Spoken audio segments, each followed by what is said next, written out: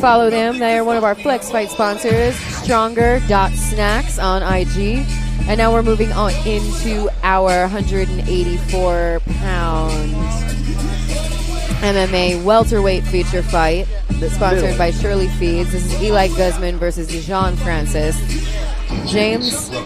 Looks like it's about time for TJ to bring these guys into the cage. But man, two veterans of the Flex cage coming back to put on a show for us. Both just calm and relaxed. Into TJ Ragusa.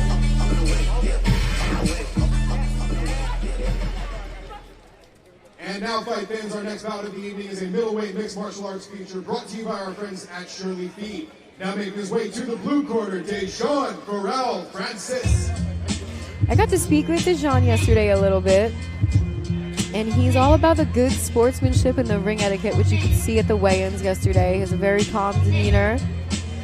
He loves anime, and that's something that got him into fighting. Yeah. And he's very confident, and he is certain. Yeah, he trains at a Ramirez Boys Fight House. Actually holds a kickboxing win over a teammate of mine. No hard feelings.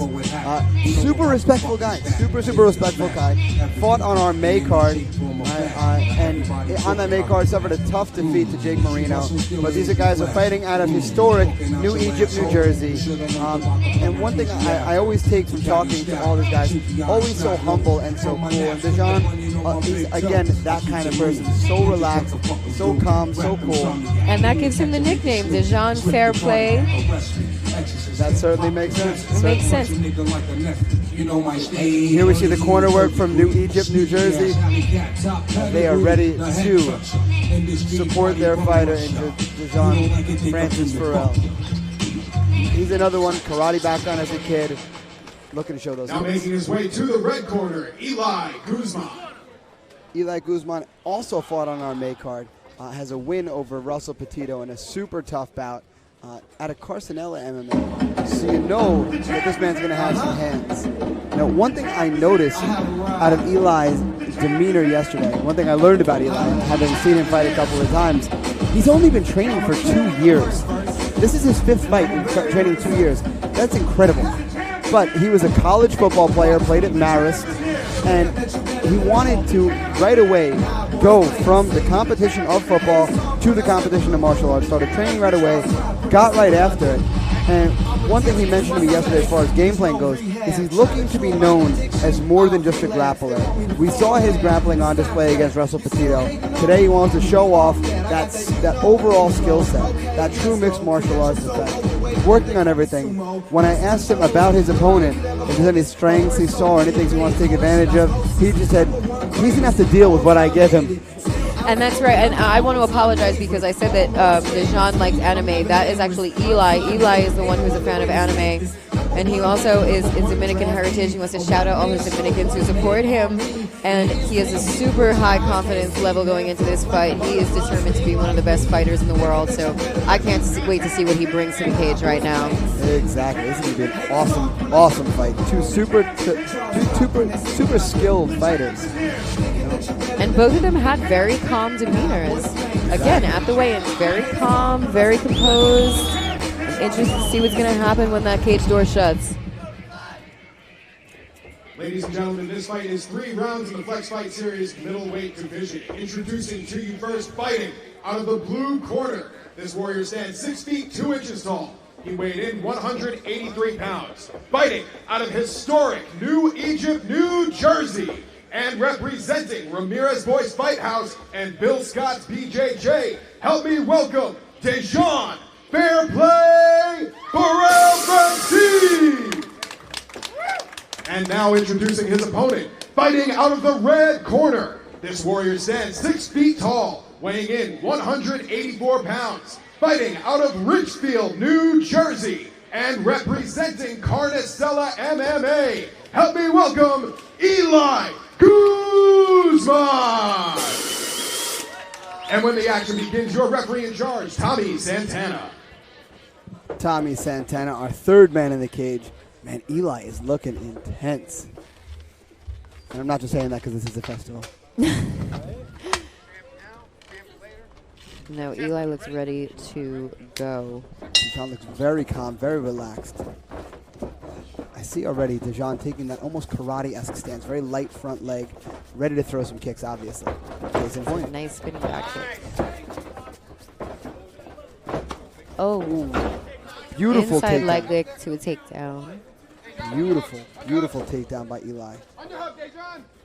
It's a great way to take away those kicks. Put a man on his back, can't kick too effectively. Dejan doing a great job of keeping inside control, his hands inside the hands of Eli, so Eli really can't punch with much power. So it's a battle right here to see who can get superior hand position. Unfortunately, based on where they are versus compared to us and the camera, it's very difficult for us to get a good read as to where hand positions are and so forth. Oh man, Eli letting those hands go to the body. Big shots. Eli very busy in this top position. Dejan's smiling. It's a little unsettling, to be honest. I'm trying to see around the cage right now. Yeah, there's a turnbuckle right in between us and them. Right leg out. Dejan, right leg out. It looks like But Dejan's trying to find his way up, but he doesn't have the underhooks to do so. Eli on the waist really well. Looks like he's looking to isolate arms, pass guard here. Heavy top pressure with Eli. See the way he's keeping chest to chest. Just trying to take away any potential attacks from Dejan on bottom. Right there. Keep it going. Stay overhook on it. Stay overhook on it. Overhook. Good. I hear the corner of Dejan talking about arm positioning. Nice. Yeah, it's kind of hard. If you're in Dejan's shoes, your head pressed against the cage, this is not a comfortable place to be. Looks like we have a mouthpiece out. I'd imagine it probably belongs to Dejan. They're right here in front of us now. Oh, you can hear those shots from Eli. Big shots. Oh. and Eli is applying the pressure. These are big shots. See, Eli was able to successfully get what's called a crossface. That left arm framed in between. Now we notice that Dejan has got an arm position again. See the underhooks? That's why he's able to keep Eli closer, and Eli can't let those same heavy strikes rain down like he did moments ago. Beautiful job by the referee. Thank you. And again, now we see Eli looking to try to create the space again, because you can't throw strikes with power with no space. All right, think about it. Stand up against the punching bag, put your chest against it, try to generate power. You can't. But if you get a little bit of space, like just that much right there, is all Eli needs, and then you see the change of the strikes. Yeah, beautiful work out of the top position by Eli Guzman here. Very busy with the ground and pound. And this fight is brought to you by Shirley Feed, our Flex Fight sponsor, Shirley Feed. What a first round. Yes, a lot of pressure from Eli. Yeah, non-stop pressure the whole round. But Dejan made it out. Yeah, I would call that dominant ground control from Eli. For a guy who told me he wasn't looking to be known as a grappler, apparently he got a couple of kicks he didn't like the look of, and the fastest way to slow someone's legs down is put him on their back. He did exactly that. Stayed right at that prime striking range and really let some hands go. And James, what would you tell Dejan if you were in Dejan's corner right now? I want him to use his jab. I want him to move angularly. If someone's trying to take you down and you're stationary or you're moving straight forward and straight back, it's very easy for them to find you with a takedown. If you're moving side to side, they can't find you as easily. Here we go for round two.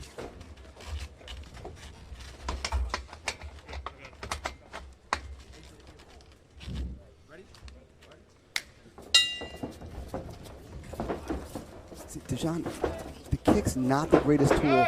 And yeah, you want to keep distance, but the kick's naturally slower, and you're bringing your legs off the ground. He's busy with them. I almost wonder if something got through. Eli looked a little, he's little off balance or something for a second there. One thing my coach says all the time: the best time to take somebody down is when one of their legs is in the air, because they can't sprawl. Case in point, Dejan was trying to kick. As he's trying to kick, Eli just followed the hips, because the hips, they can't go anywhere. So if you know the person's trying to take you down, you got to hide your kicks a little better than that. And now we see Eli enjoying a top mount, half mount position. His head's stuck, but that's not going to stop him for too long. If you're in Dejan's shoes, you're looking the arm that's close to the cage, like that, exactly what he just did, getting that underhook position. Now, using that arm under, Dejan wants to scoot his butt to that side, turning his stomach towards the free knee of Eli, which will allow him to either get back to guard or start to work a reversal or a stand-up. Because laying here underneath Eli and this mounting pressure of strikes is just not where you want to be. No, it's taking the wind. It's taking the wind out of Dejan for sure. So it's going to be even harder to stand up and strike. Exactly. I like Eli using the knee like that. Very good. Reminiscent of the Mike Bruce fight earlier. See, there we see the hips turn the correct way for Dejan. See how he's scooting his butt out to that open side there? Yep. That's what allowed him to get that knee free. If he can get a closed guard, he'll have an easier time maintaining the close positioning with Eli. And Eli's doing everything he can to stop that. He doesn't want that. Yeah, he wants to turn into Eli and not give his back. Eli giving up, looks like he's going after a guillotine here. He's got a nice cage position to finish this. So he's going after it whole hog. Oh, it looks like it's deep in there. Now, if you are in the shoes of Eli, you want to get that full guard. So now he's going to full guard, and he wants to scoot his butt away from the cage. That direction is the direction that's going to sink that choke a little bit better. Oh, excuse me, I'm sorry, butt towards the cage. Now we have Dejan past the guard. Right? Now Eli, he got a little too hungry for the submission. He's given up top position, and he's holding the head. What that's going to do for him is keep it so Dejan is too close to strike. And it looks like Dejan is bleeding. Yeah, I mean, who can blame him after those huge strikes from Eli? From somewhere. He's got to protect his neck. He can't let Eli up, and he's out. Beautiful work by Eli to take that moment and get the underhook. See, that was exactly that was like textbook how to get off the bottom. Someone gives you a moment of space, get an underhook. And that was a big knee from Eli. I'm sorry, from Dejan. Another takedown from Eli, and he's just so busy on top.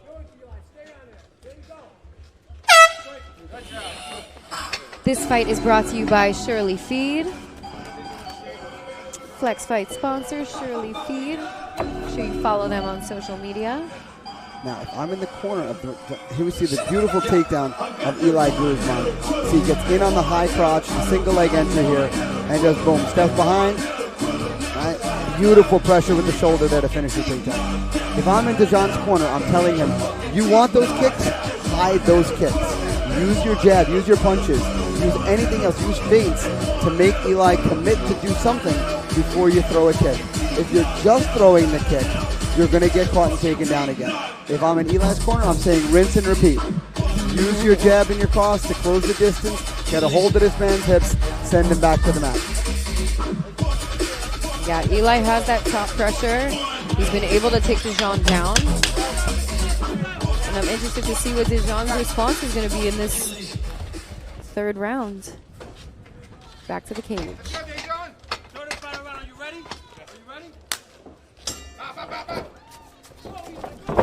See there, again, a kick that wasn't hidden too well. Eli uses it to close the distance. Big takedown.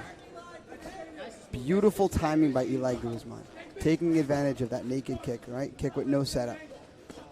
And now right back into the full guard position they found themselves in the first round. If you're in Dejan's shoes, you have to imagine you're probably down 2 rounds to nothing. So at this point, you need a submission. Staying here in guard is not going to get the job done. You either need a finish off of your back, you need a triangle choke, you need an arm bar, you need a kimura, a guillotine, a high percentage submission we call it, something that if you go after it's of a high likelihood you're going to get it. Or you need to get yourself off the floor. And Eli's not giving him that opportunity. So he's got to create these opportunities for himself. No, the pressure from Eli has been non-stop. He's been relentless. And it's been difficult for Dejan. I mean, he got out of that last, but Eli's pressure is very, very heavy. Looking for a triangle attempt there, but Eli was savvy to it. Beautiful, beautiful, beautiful. Again. I'm not sure. I mean, Dejan throwing a strike off the bottom there, and somebody got very excited. I'm not sure if it was a fan or a coach, but that's not going to win you the fight. You have to get up. You know, maybe do that to create the moment of space that you need. Eli isolating an arm now. I can see how he did it underneath the back there. He's trying to take away the one arm of Farrell-Francis, and if he does that, Dejan can't use the arm to defend himself. Now, He's a one-arm man in a boxing contest. That ain't so good. I mean, at this point, I'd like to see Eli let him stand up, and I'd like to see them strike a little bit more in this last round. But if you're Eli, there's no reason to do that. That's where DeJon has a chance to win the fight. If you're in DeJon's shoes, you want to be on your feet. Eli knows he's winning the fight here. Knows he's doing a great job of smothering, shutting down all the offense that he has, and he's doing a lot of damage here. So it's up to DeJon to get back to his feet. I feel like I hear DeJon talking a little bit of junk, like, come on, let's put on a show. But Eli's a little too wise to say, yeah, sure, let's just stand up and then let those karate kicks start going again. Eli very busy. 40 seconds left in the fight here. And again, more rinse and repeat from Eli Guzman. Just so dominant on top, man. Very difficult to do anything under the smothering top pressure. That's that football background. Yeah, and to your point, James, yeah, he's doing what he needs to do to win the fight right now. Exactly. If it ain't broke, don't fix it. Right. I just want to see the striking. I hear you. My father said... That's my personal thing. Don't, you know. My father told that to me my whole life. If it ain't broke, don't fix it. And then my coach started telling me the same thing. If it works, keep throwing it. And still, Eli's hit him with a lot of body shots while he's been on the ground. And head shots, just everywhere, just smothering pressure. Excellent grappling on display by Eli Guzman there. Did an unbelievable job. Again, just timed the hips so well of Farrell-Francis. DeJon really wanted to let those kicks go. Can't blame him. Guy's got great kicks. Hopefully he goes back, works on setting those kicks up a little bit better, because those tools will be very effective for him with a little more setup. Yeah, a kick takes a lot of energy, and it could be slow, and if you got a guy in there who can catch it, that's going to be the difference. In a kickboxing match, those kicks are going to work for him unbelievably, because he doesn't have to worry about being taken down. But when someone's waiting for you to lift that foot up off the ground so they can take you down, you have to hide him a little better. Eli giving a shout out to his team right there. You see his coach right there in the background of the red tank top. Looks like just about time.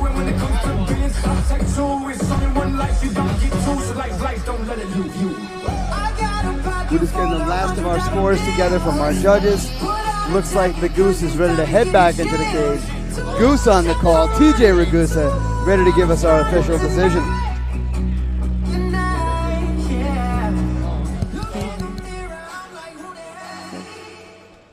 Ladies and gentlemen, after 3 rounds, we go to the judges' scorecards for a decision. All 3 see it the same, 30-27 for your winner. By unanimous decision out of the red corner, Eli Guzman. Great job for Eli Guzman.